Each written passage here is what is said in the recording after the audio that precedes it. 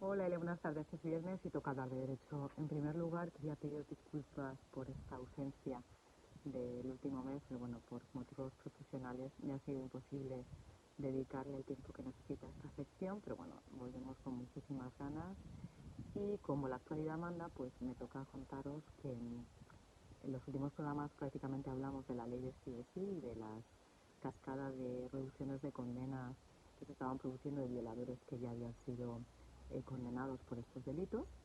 El último programa que yo hice, creo que estábamos hablando de unos 42 personas que se habían reducido la pena con la aplicación de la ley del sí, y ya vamos por 300.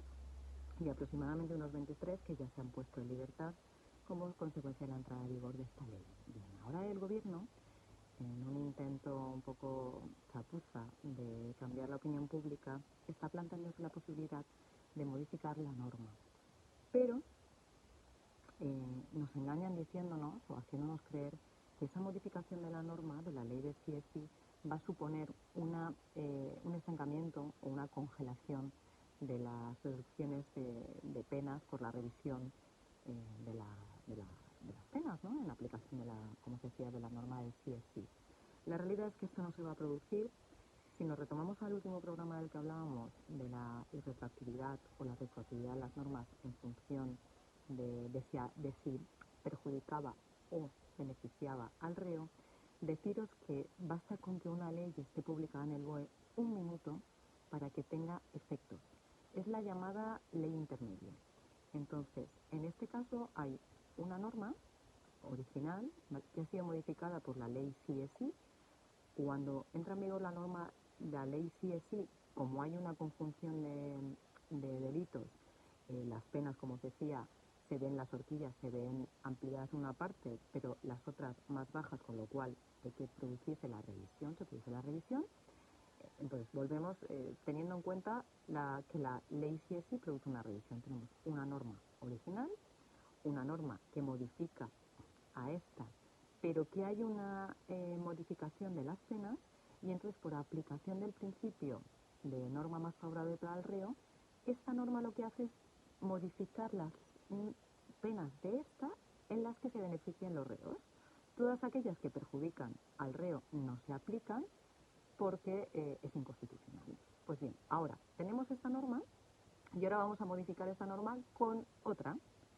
Pues esta ley intermedia se aplica siempre porque ha beneficiado las conductas del reo, con lo cual se tiene que aplicar por el principio de constitucionalidad, pero además como esta norma va a perjudicar al reo, esta no se va a aplicar.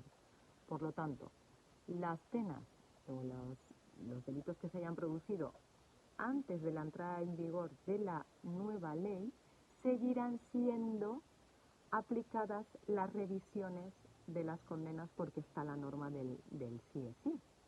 Todos los delitos que se produzcan con posterioridad a la modificación de la ley serán unos, pero todos los que se han producido antes de la modificación de la ley seguirán rigiéndose por la norma del sí, porque de todas estas leyes, de esta y esta y esta, la del sí es más beneficiosa. Con lo cual, pues, va a ser un parche, va a ser una pantomima y una tontería, y nos van a hacer creer, o le van a hacer creer a las personas que no saben de derecho, que esta modificación de la ley sí va a evitar la cascada de modificaciones y de reducciones de la pena y de puesta en libertad de violadores que ya lo habían sido por sentencia y que si no se hubiera producido la aplicación o no se hubiera puesto en vigor la ley o la aprobación de la ley del sí, pues seguirían con las condenas anteriores. Así que nada, pues siento mucho deciros que la modificación de la ley no va a evitar estas cuestiones. Creo que es importante que lo sepamos para que no nos tomen el pelo. Y nada, os mando un saludo y nos escuchamos el próximo viernes.